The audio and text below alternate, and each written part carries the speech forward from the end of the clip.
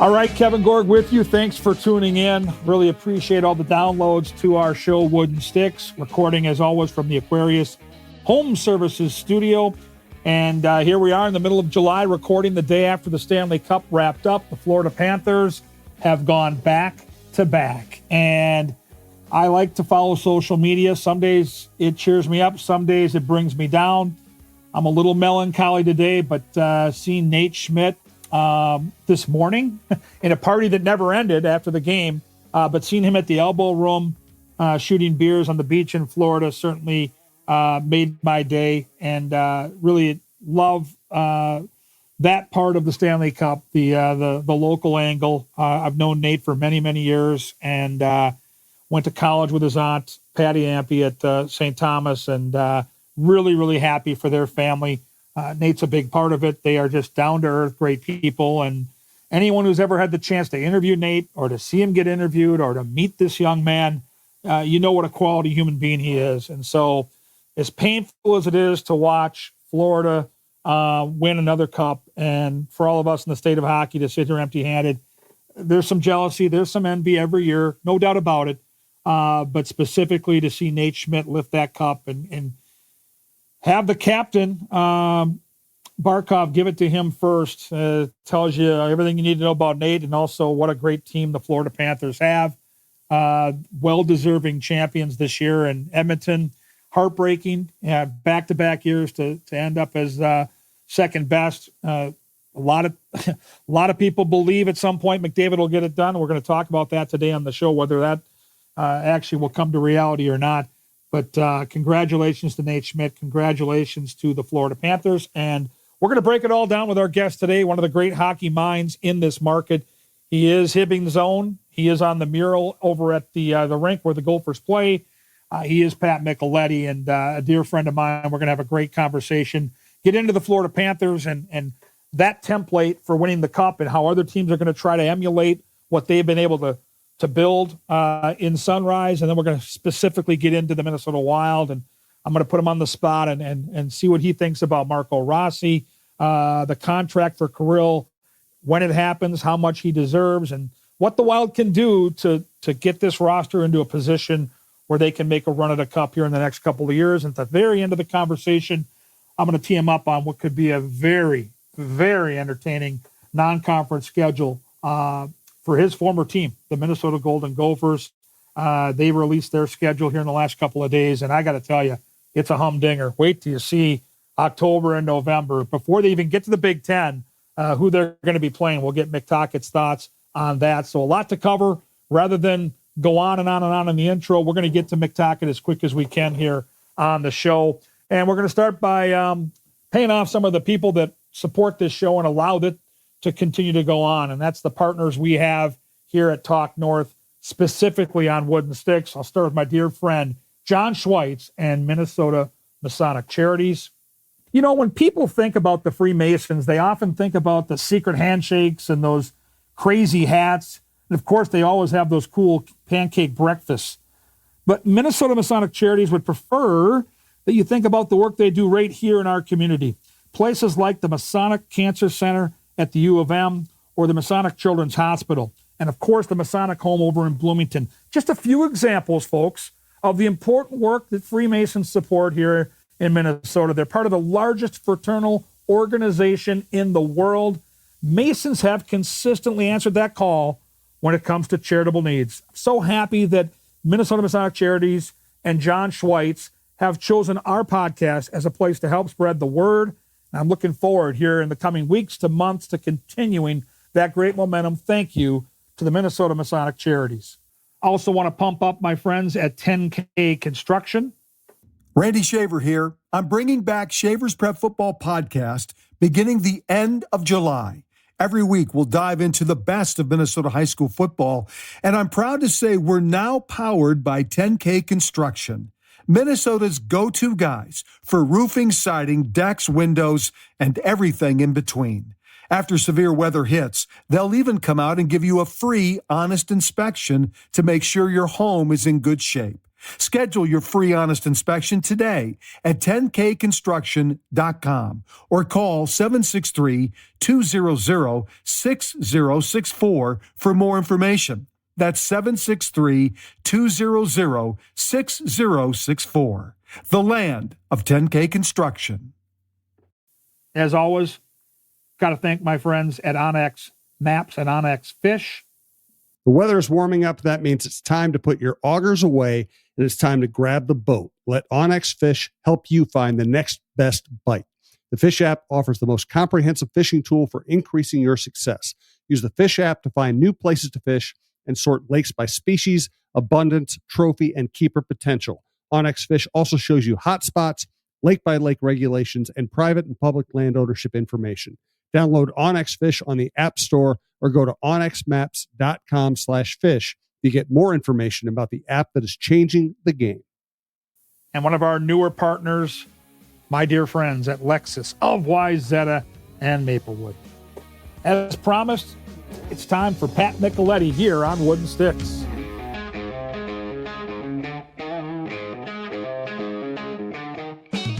All right, welcome back to Wooden Sticks. As always, we are recording today from the Aquarius Home Services studio on the heels of the completion of another hockey season. Why not join up with one of the great hockey minds in this market, Mr. Pat Micheletti? How are you, Mick? I am great, KG, and I'm just going to say it again. I told you off air, this is my favorite podcast to go on ever. I was so pumped when I got the text from you yesterday. Well, I just was thinking about it. Like, this week is kind of a significant week, and I love our chats, whether it's via text on a daily basis or during our golf drafts with Paul Allen and all that good stuff. But truthfully, when I bump into you at the XL Energy Center, it's my favorite part of my job because you have so much enthusiasm and passion for the game that I love. And we saw it again last night. I'm going to be honest with you. I am really excited for parts of what I watched last night, and I am really envious for a major portion of that, being that I was a little kid, 6 or 7 years old, loving the North Stars, and I've now been waiting for over 5 decades for our market here in Minnesota to have that opportunity. And I watch these folks down in Florida, whether it's at the rink or at the elbow room, having the time of their life. And I want that here so bad, Mick, and we haven't been close. No, we haven't. And I think,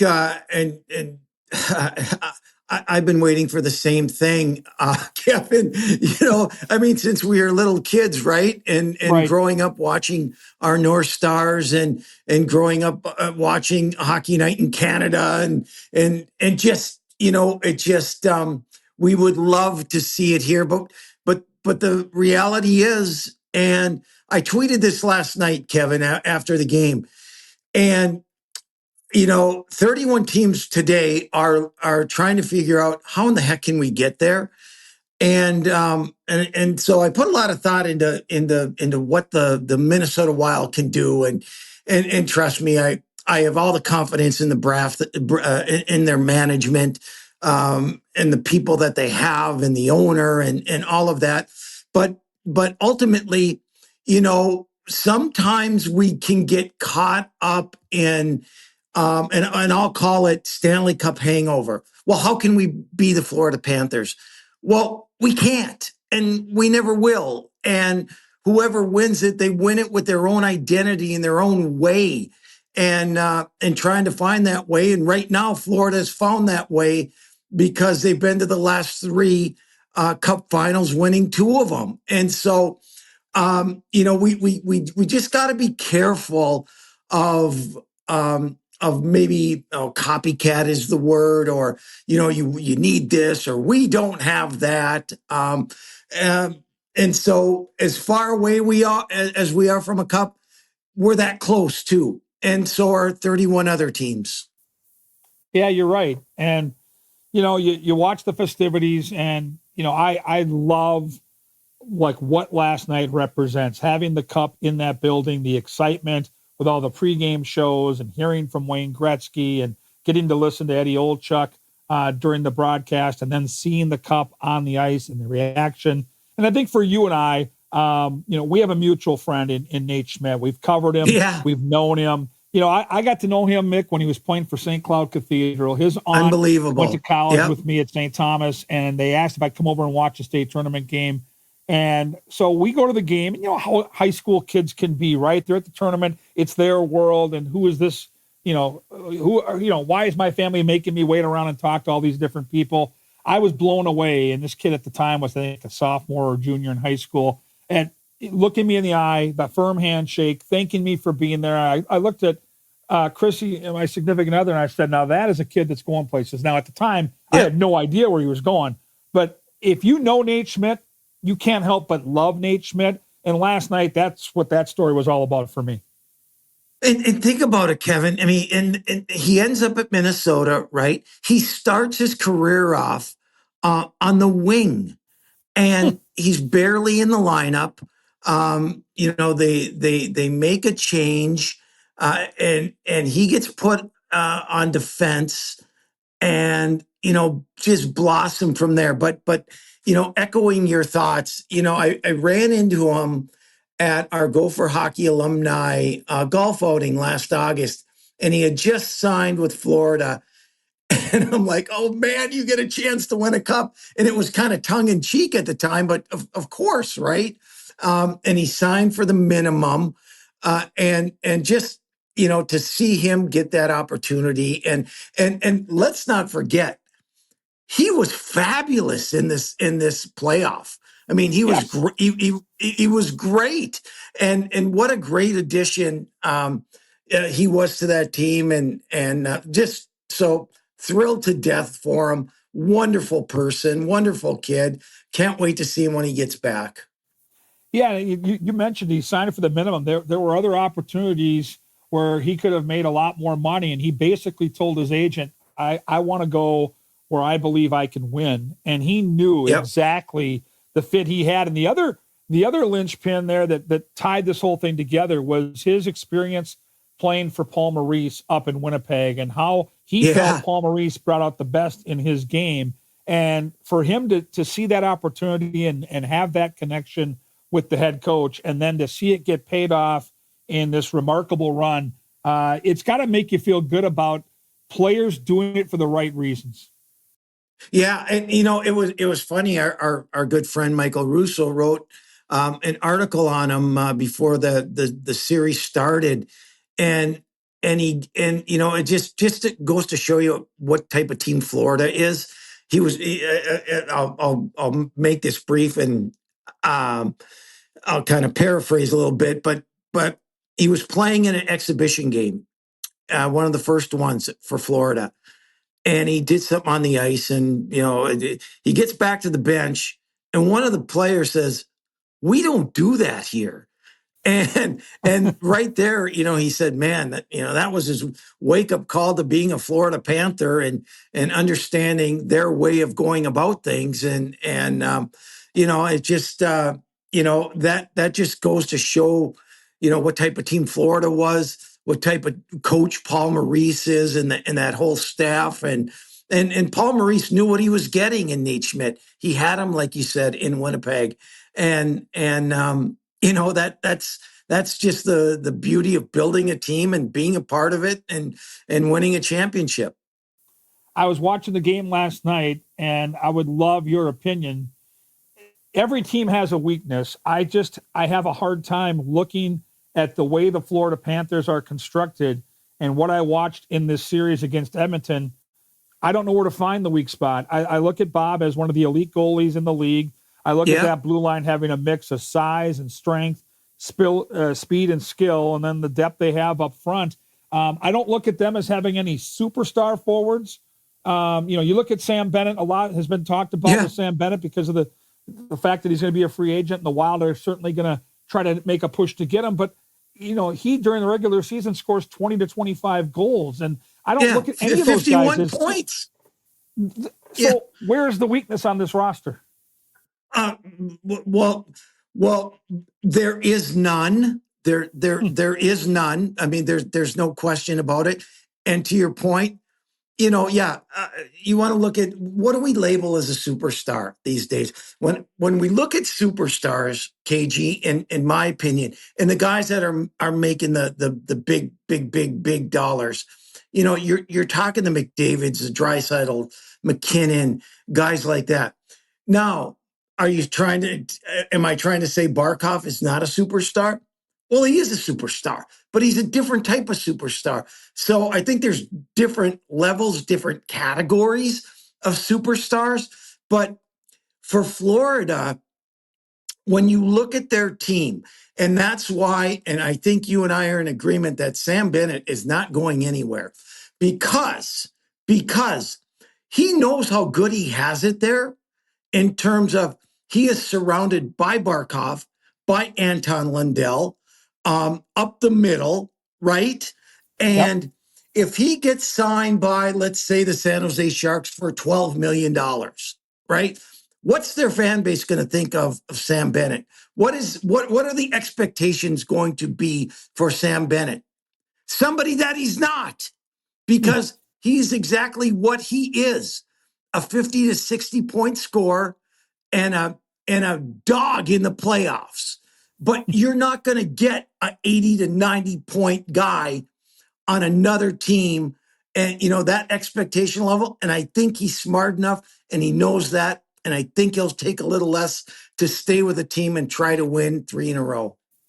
I don't disagree. And there's been a lot of conversation throughout the hockey world about the fact that teams based in Florida have been a part of the Stanley Cup now for 6 consecutive years. And I had a conversation with Ryan Carter on this platform a few months ago, and he made a great point.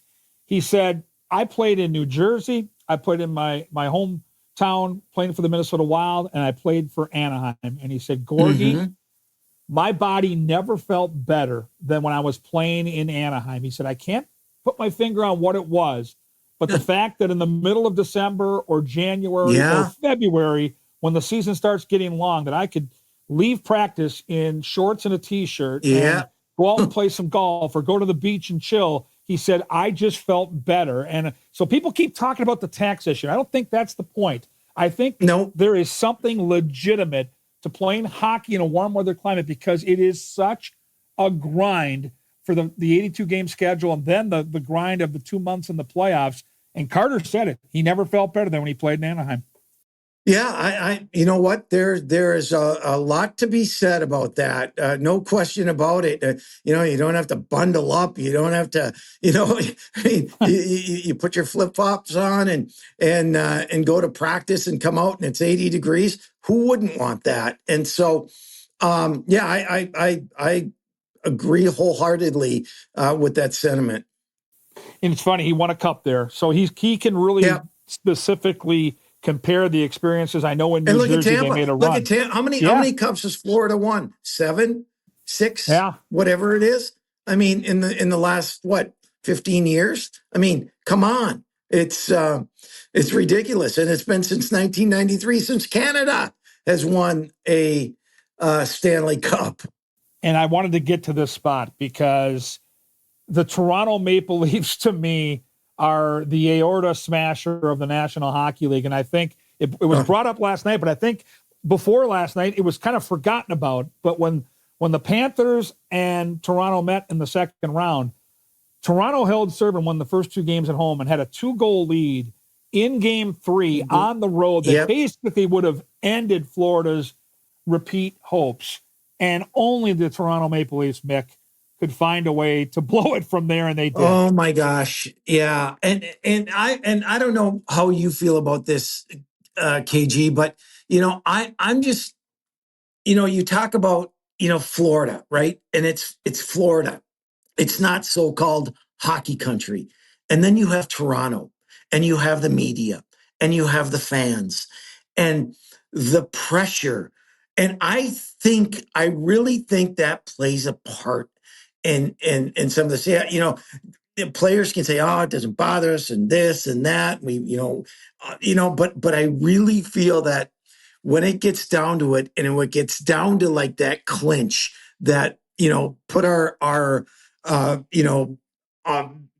hand to the throat to eliminate a team. It's just not there, or they feel it. And I don't know what it is, but I mean, because you look at the Maple Leafs the last 3-4 years, not perfect, but man, pretty darn talented team.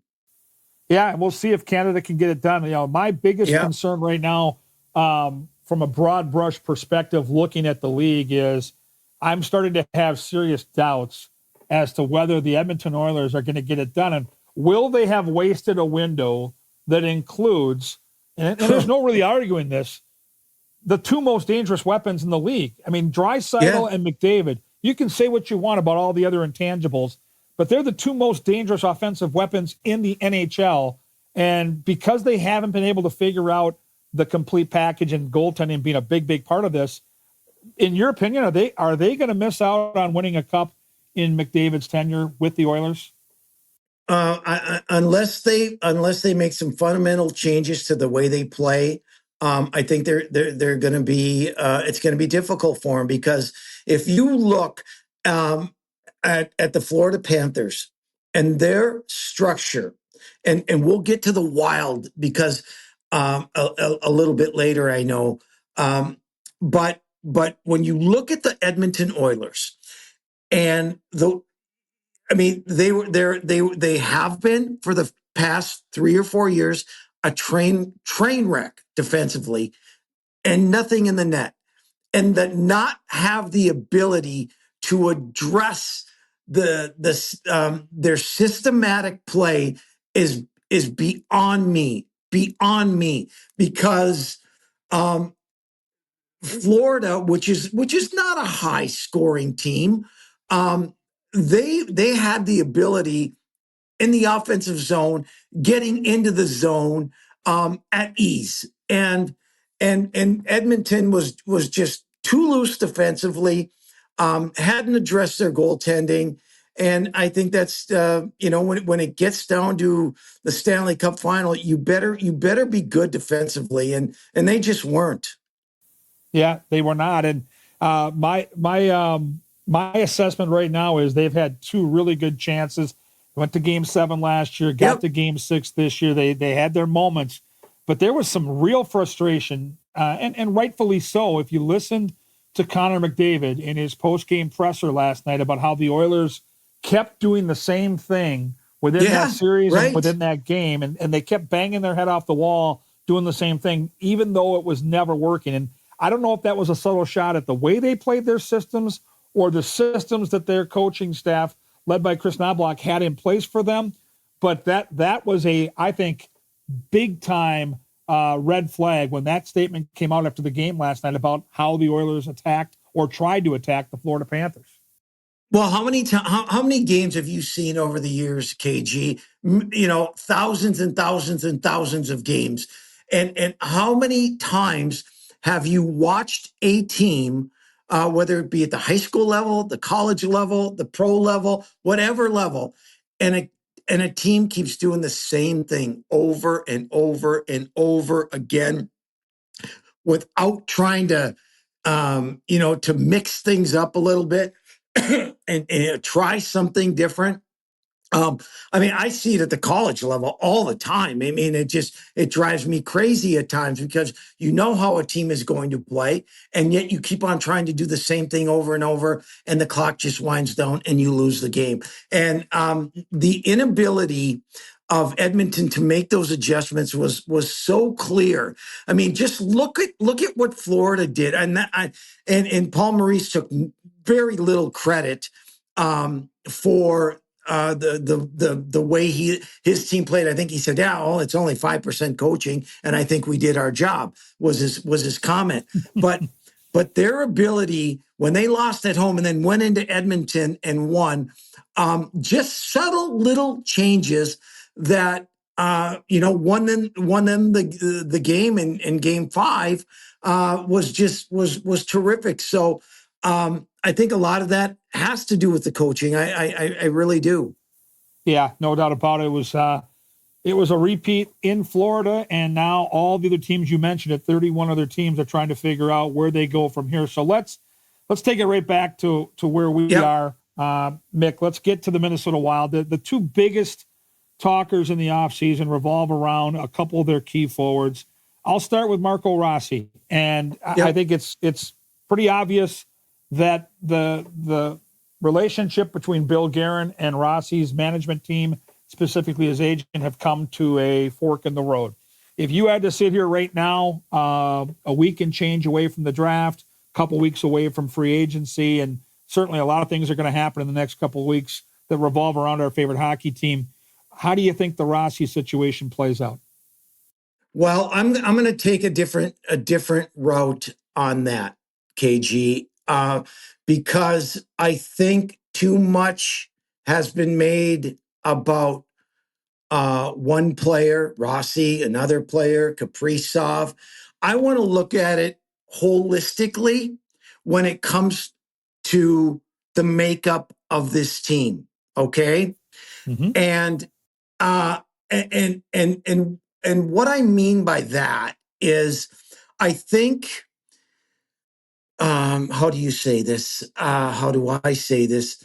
I think what you have to do if you're the Minnesota Wild is that, because you and I, KG, can sit down and look at the roster, and we can say, oh, can't get rid of that guy.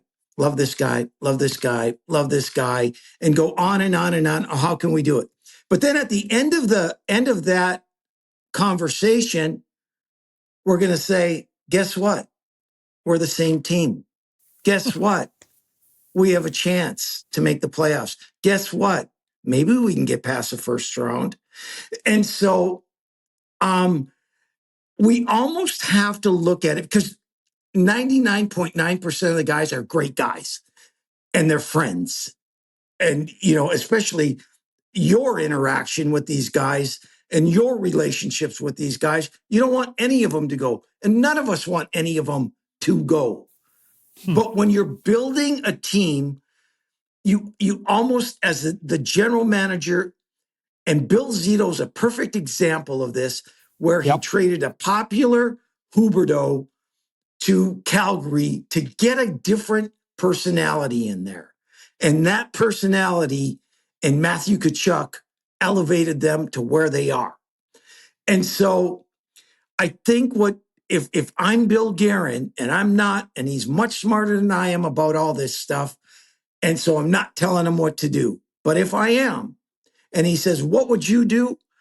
I would say, okay, is this core guys that I have, even though they're great players, and I'm not going to tell you who I think they should get rid of or keep or what have you, but all I'm saying is I would take a look at it and say, okay, if Marco Rossi's not going to be part of it, how can we package him with one of the other guys? And what can we get for that? I would explore that. Quite frankly, I think we're heavy on defense in terms of the salaries involved. Would we look at a defenseman and say, will this guy maybe waive his no move to go here? And can we package him with player X, whoever that player is? And I hate to name players because it's unfair to them, KG. And so, but my whole point is, I think you have to be creative if you want to take that next step. Okay, I'm going to give you a hypothetical. Does that make any sense at all? Makes total sense. And you're right. I'm with the guys every day. I don't want any of them to leave. No. They're all awesome to work with. But I'm going to give you a hypothetical. I got some hockey-loving high school buddies that I've been friends with for 50 years. And we talk about this stuff all the time. And so one of the hypothetical trades that we've had in our text chain here over the last month and change is this one. And I just want to get your thoughts. And it's, you know, we live in a world of fantasy sports, so this is a fantasy trade. If you're Bill Guerin, and you know Buffalo's desperate, and they need to change their vibe and their feel, if you offered up Rossi, a guy like Brodin, one of their top defensemen, obviously, a high-level prospect, and a first-round draft pick, and you offered those four pieces for Tage Thompson, do you believe Buffalo would make that move? And do you believe, from a Wild perspective, that that's a fair offer? Okay. I think Buffalo would be crazy to do it because where do you find a 44 goal scorer? But that being said, Buffalo's a mess. Buffalo's a mess. And I think they need change also. Is it enough? Do I like what Minnesota's giving away for that? 100%, because Minnesota, where do they need help? They need help up the middle. I am a big believer in being strong up the middle, and I think Tage Thompson, and it's really funny, KG, because silly me, I saw him as a number 1 draft pick playing for UConn. I was doing a game in Vermont, and his UConn team was playing. I'm like, this kid's a number 1 pick. And lo and behold, I forget he was 17, 18 years old at the time. But I really think he's blossoming. He's only 27 years old. He's halfway through a 7-year contract at $50 million. So it's manageable. So absolutely. Now, do I hate to give up Brodeen? 100% I do. Do I hate to give up a guy like Spurgeon? 100%, because they're great guys. They've been around, and they're both really good players. Brodeen's one of the top shutdown defensemen. We know that, right? Yeah. But here's my problem with having both Brodeen and Spurgeon back, is that we only get them for 40 games. And, and that's an issue. That, the health of those two defensemen, it causes a problem. And so I would certainly entertain that, to answer your question. Hey, it's Mark Rosen with a reminder to tune into my podcast, Rosen Sports Monday, every week here on Talk North Sports. We cover the gamut from the broadcasting industry to the sports personalities in town. So don't miss it. Rosen Sports Monday here on Talk North Sports. Okay, the other big talker is Kirill. And I think we all are reading the tea leaves, and Michael Russo at the front of this, hockey market in terms of kind of setting the pace. We all know he's coming back. I don't think there's any doubt about it. Yep. So let me throw a number out. You tell me if it's too much time, too much money. I keep coming back to 8 years at $15 million per. So it's 8 for 120. Do you think it's a fair offer? Do you think it's going to be more or less? Do you have any concerns about Kaprizov leaving the Wild?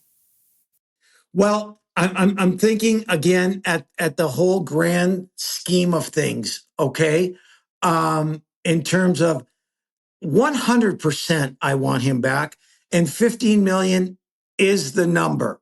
There's no question that he is going to get that. So let's say, boom, KG, we signed him. He's done. Okay, and we still have a little bit of money left.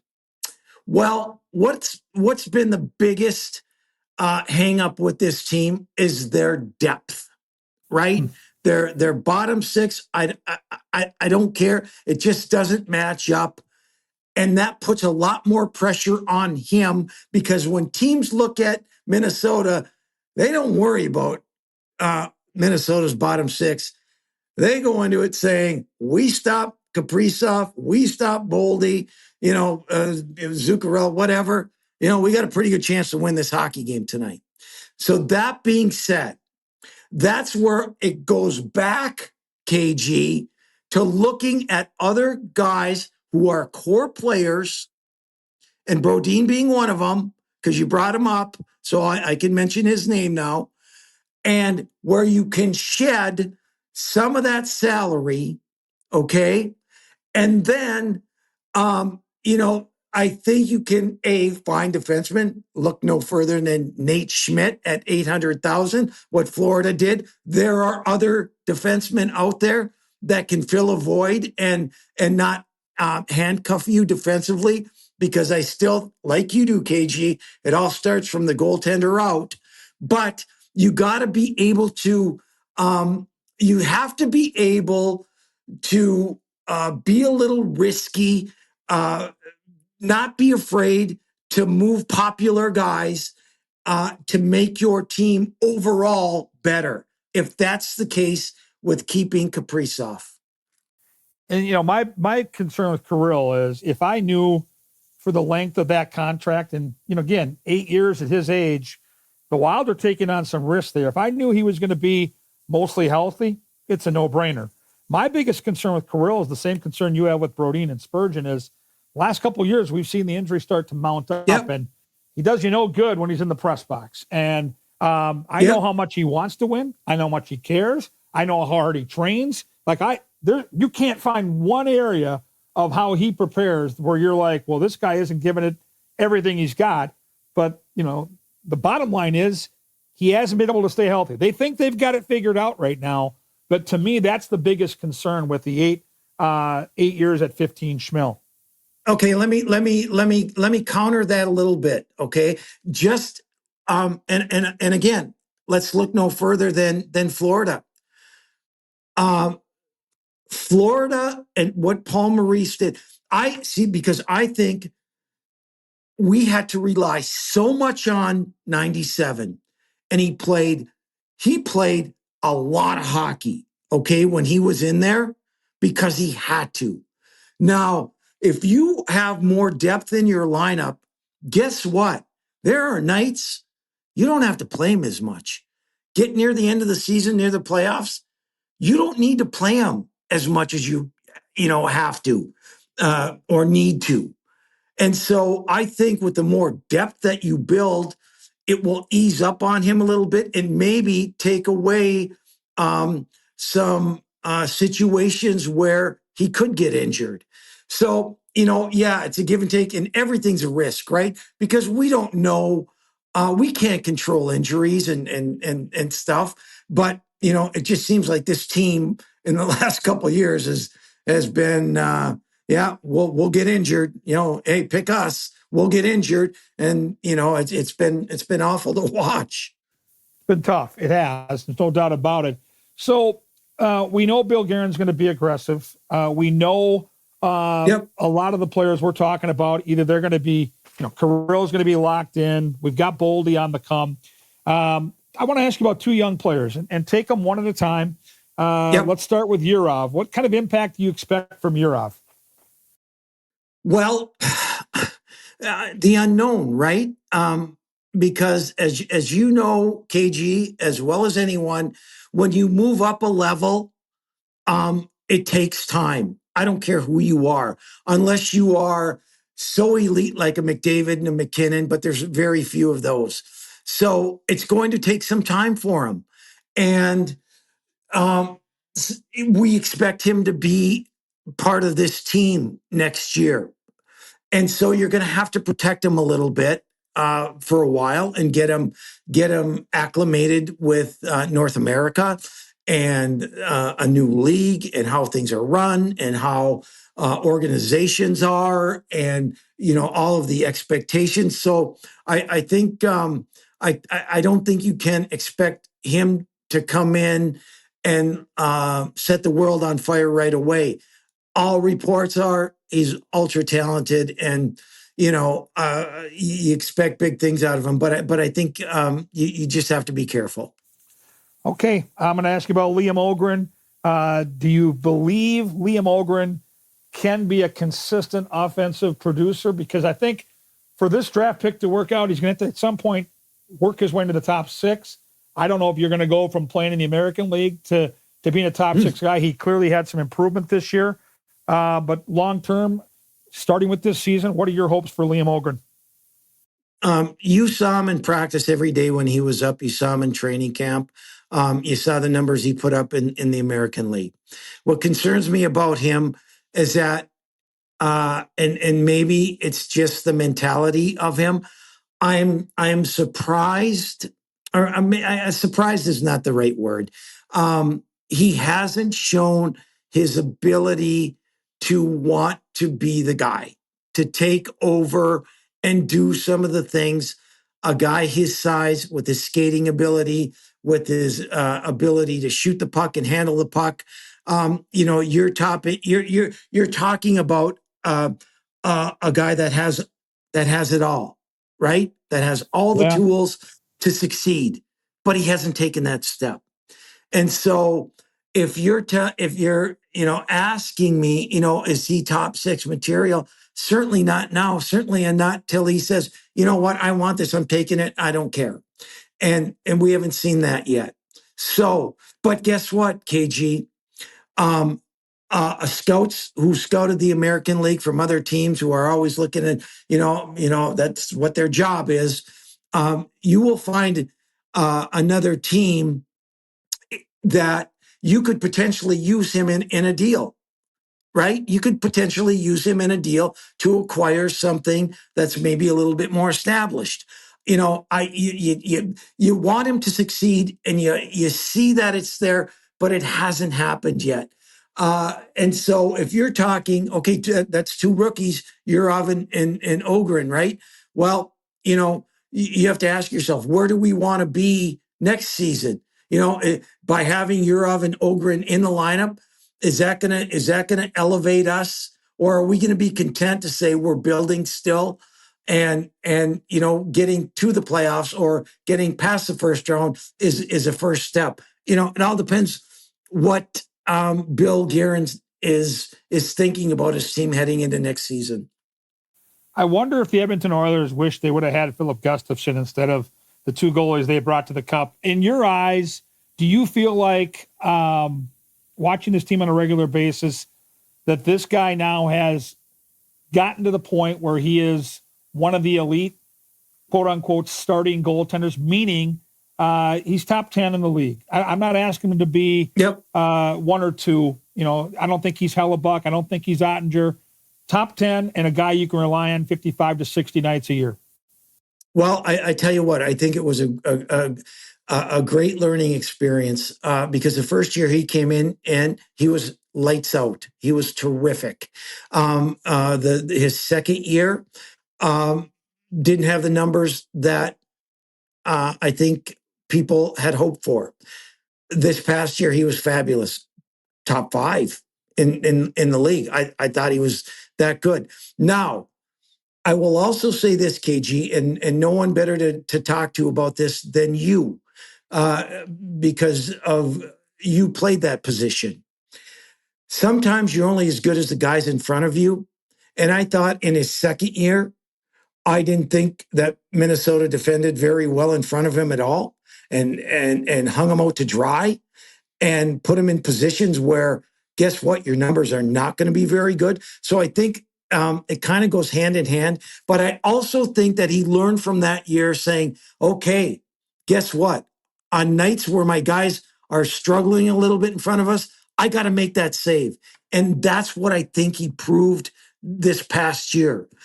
Even though Minnesota, defensively was much better than the year before, there were nights where he stole games. And so for that, 100%, I hope they give him the extension he deserves.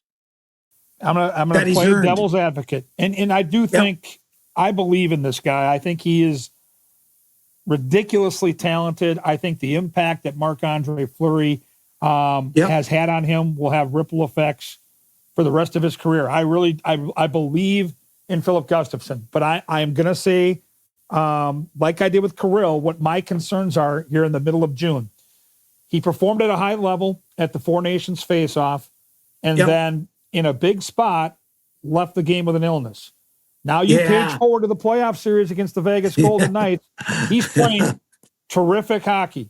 And in this series, he's been the better of the goalies. There's no arguing that, in my opinion. But in a big spot, he leaves the game with an illness. To me, that there's some pattern to that, and not a pattern that I'm looking forward to seeing play out long term. Because if you're going to be the guy, you've got to be the guy in high pressure spots, and that's twice in one calendar year where he's left with an illness in a big spot, and that makes me worry.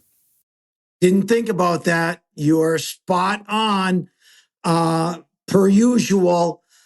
Now, which turns us to the next. All right, his backup. Right, oh boy. He's not going to have Fleury there next year. He's going to be the veteran. He's going to be the guy. He may have to help I don't know. I don't know where Wallstead's head is right now. You probably know more than I, but it's been a struggle for him.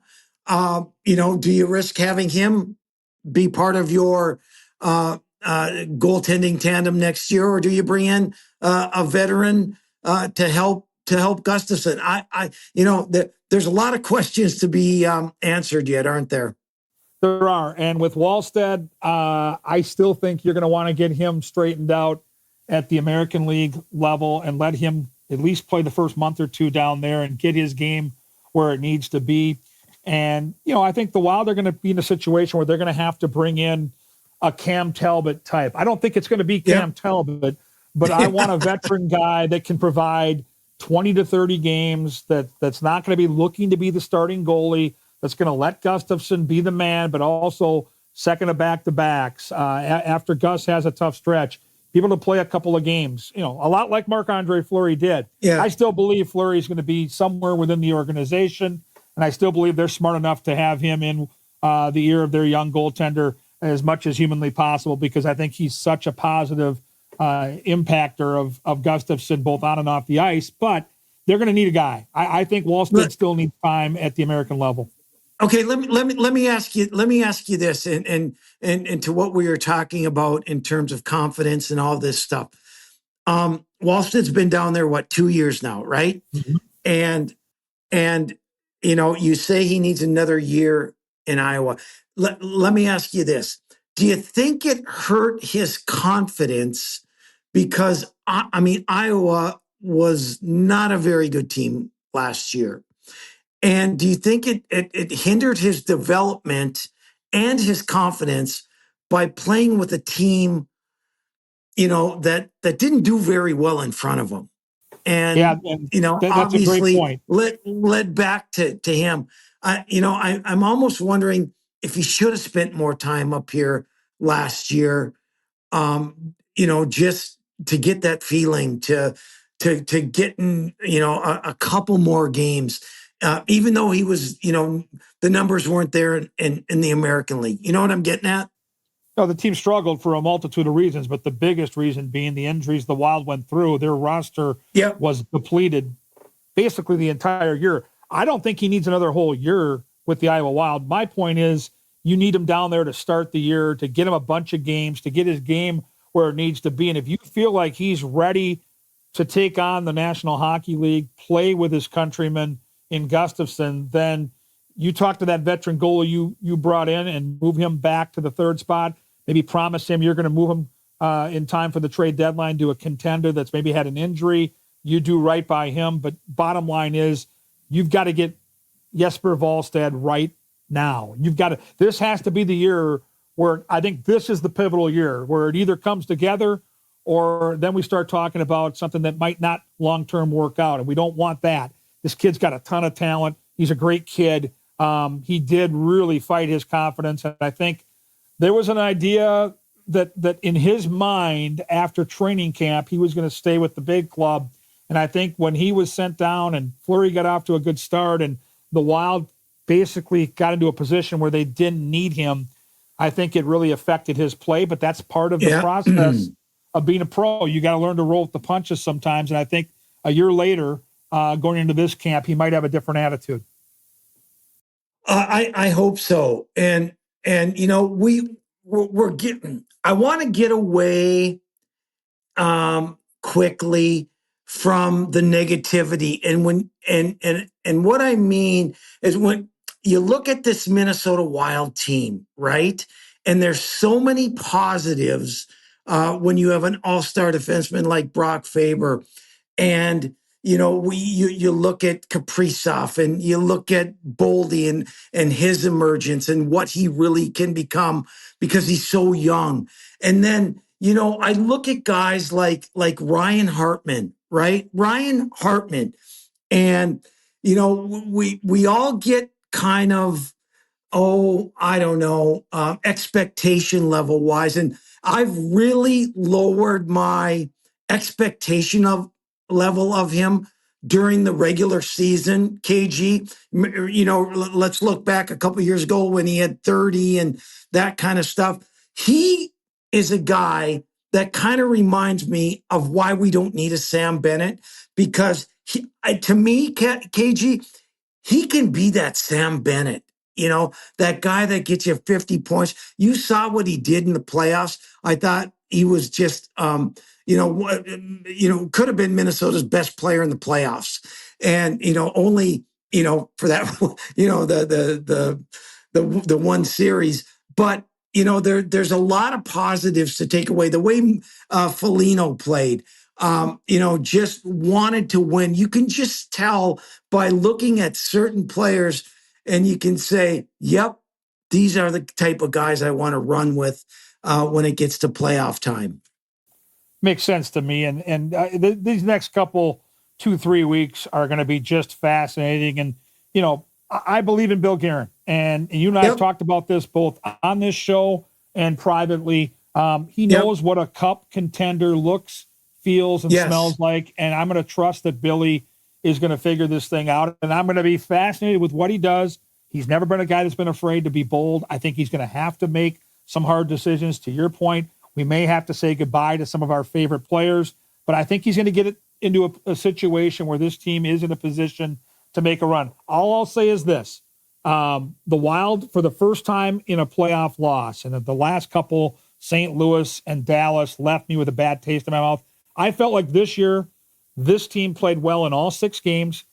All 6 could have gone their way. 4 of the 6 went the way of the Golden Knights, and I'm okay with that as long as I look at this core and realize that better days are ahead. And I think Wild fans are smart enough to see some of the young talent that this organization has assembled. Zeev Boyum's going to be a different player when training camp starts this next year than he was in that situation, coming fresh out of college and being put on that stage. I know it in my heart of hearts that this team is going in the right direction, and I think we're sitting in the next couple of years in a situation where maybe this team finally gets to make that run. Well, and I'm gonna add something too. And we talked a lot about Paul Maurice and his ability to put a system in and having the players execute that system and stay with that system and win with that system. What I noticed, and I listen, honestly, I didn't know a lot about John Hines and his coaching before, and I know he hasn't won a lot in the playoffs, but what I noticed about this year's Wild team, KG, which I think is so positive, is that with the team they had, which obviously was not good enough to make it past the first round, but what I noticed about this team all year long, with the number of injuries that they had, and their ability to just stay with it, is that he was being heard by the players, and the players adhered to what he wanted to get done. And I think when you have something like that, when you have that buy-in from the players, that is so important, because how quickly players can just say, guess what? I don't like this guy. I'm not going to give it all. We've seen that, right? Where players quit on the coach. These guys, to a man, in my opinion, from the outside, saw that these players were giving it everything that they had. Now, it wasn't good enough, obviously, and that's why you make changes every year, because every team makes changes if you don't win the cup. But I think the whole coaching staff did a really, really good job this past season. Yeah, I totally agree. And we've got a couple of minutes just to finish this up. Yep. And I want to have a little time at the end here to talk college hockey. Your Golden Gophers, man, I just saw the schedule release via social media in the last week, and my eyes about popped out of my head. They're going to open up the early October. I think it's October 3rd, a series against Michigan Tech, which is great. Yep. But then I look at the early season calendar, and I see in October series at home against Boston College and UMD, a series on the road up in Grand Forks at North Dakota, and then a game at Ball Arena around Thanksgiving against the Denver Pioneers. Bob Motzko, man, is flipping the script. I mean, it's a bold move in terms of having a tough schedule. This takes it to a a different level, Mick, you've got to be pretty pumped. Yeah. In fact, I talked to Bob yesterday and I just said, because, we're seeing all these recent signings from all these guys that are going to be number one picks and blah, blah, blah. And I just asked him, I said, is your roster set? He said, yep. And I'm happy about it. And he said, we're going to be a different team. And hopefully by Christmas, we'll have it all figured out. I said, good enough for me. But that's the great thing about college hockey, KG, and I know you love college hockey, is that you can look on paper and say, yep, this team's the best team. This team's the best team. If I would have looked at Western Michigan's roster at the beginning of the year, which I did, and I'm like, okay, that nice roster. Not going to win the national championship. Well, lo and behold, they win the national championship. So you never know. And because the parity in college hockey is so tight and it's so difficult to win a national title and games in your conference and the non-conference, but it's it's going to be fun. I know they're excited about what they have, but there's 60 other teams that are excited about their teams too, and so. It's quite the non-conference schedule, and it'll test you early, no question about it. You watch college hockey all over the country. I got lucky enough last year on a day off in Boston to go to the Bean Pot, and I was blown away with that tournament. You've been all over the place. And October 17th and 18th, part of the schedule that I referenced, Minnesota is at North Dakota. In your eyes, take the maroon and gold out of your blood for just a couple of minutes. Be as objective as you can, Mick. Where does that rank in terms of rivalries in college hockey, even though we know they don't meet as often as they used to? To the North Dakota fans, it is a number one for them. I think for a lot of Minnesota fans, it is as a player, you have to, a lot of it has to do with how good teams are at the time. And, North Dakota's been down a little bit, and Minnesota was down for quite some time. Minnesota's risen probably a little bit above North Dakota. North Dakota is still looked upon as the Montreal Canadiens of college hockey because that is the only game in town. Every fan imaginable. It's crazy. The atmosphere is unbelievable. So I think people love to see this. I wish they played 4 times a year, to be quite honest with you. And there's bad blood and there's all that, everything you want, and the passion from the fans, the passion from the coaches. And, it'll be a fun weekend up there. All right, Mick, you and I are going to be watching intently here in the next couple of weeks. Can't wait to see what Bill Guerin and the Wild decide to do. I think there'll be some trades in and around that draft weekend on the 27th and 28th. And, of course, when the calendar turns to July, we'll be looking at free agency and seeing what they do. We're both on record that Sam Bennett will not be a member of the Minnesota Wild, correct? Yeah. And quite frankly, I don't think it'd be fair to him to come here because the expectations are 90 points, 40 goals, and that's not Sam Bennett. Sam Bennett's a hell of a player, and what he did in the Stanley Cup final was tremendous.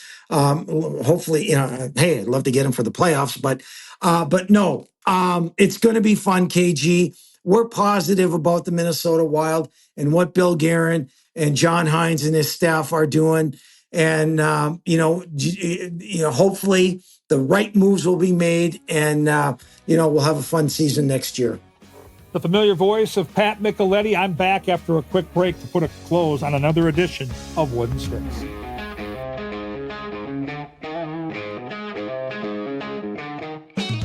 Well, Pat and I could ramble on all day, and if our producer, Alex Halgan, would have let us, we probably would have gone another couple of hours. But I need to get to the racetrack here on a Wednesday as we record. We've got some live racing this afternoon at Canterbury, and we try to keep these shows to right around an hour. And whether you're at the gym or in the car or out walking the dogs, we try to keep it as concise as we can. There was a lot of meat on the bone today to get to. and really appreciate Pat Micheletti taking the time to give us some interesting takes. And I think it's going to be fascinating to see if the Wild can make a run at Tage Thompson. To me, and I'm not even saying he's available, but I think the Buffalo Sabres are a team that has to mix things up, and Minnesota has some wealth of talent in terms of the blue line, in terms of prospects, and with a Marco Rossi player that maybe they can't figure out the terms that they need. This guy could fit in real nicely in the middle of the rink for a team like Buffalo. We'll see. We'll see what happens. I think the next couple of weeks are going to be just absolutely riveting in terms of what Bill Guerin and his staff decide to do. I'm expecting some aggressive plays. I really am. And I also like the core of the team. So, if it turns out that they're just going to explore free agency and they're going to try to get a little stronger there, and they figure out a way to agree to terms with Marco Rossi, they proved this year in that series against Vegas that they're not far away. And they've got some young players that I think are going to only get better here in the next couple of years. We talked about Zeev Boyum. Brock Faber continues to be one of the great young stars on the blue line in the game. And the Four Nations, I think, showed everybody in North America just how damn good Brock is. And then you look at the development of Matt Boldy. And, I look at him as much as Kirill Kaprizov is a superstar. And, I look at McDavid and Draisaitl in Edmonton. This can be a similar 1-2 punch here in Minnesota. So a lot to be excited about if you're a fan of the local hockey team. And we'll continue to try to talk this out and see what Bill Guerin does in the next couple of weeks here on the show. We're going to have the right type of guests to bring out some of that information and to get some great opinions and maybe react to some of the moves that Minnesota makes here in the coming weeks. As always, follow me on Twitter, X, whatever you call it. I'm at Gorgamatic21. And if you know of anybody, maybe it's you, maybe it's a friend or family member that wants to be partners of the show and wants their business elevated, there's only one guy in town that can get it done. He's the White Dog. He's Andrew Height, AHEYDT at talknorth.com. And you'll be right here with us celebrating the game we love so much, the game of hockey. Thanks for listening. I'm Kevin Gorg. We'll see you next time here on Wooden Sticks.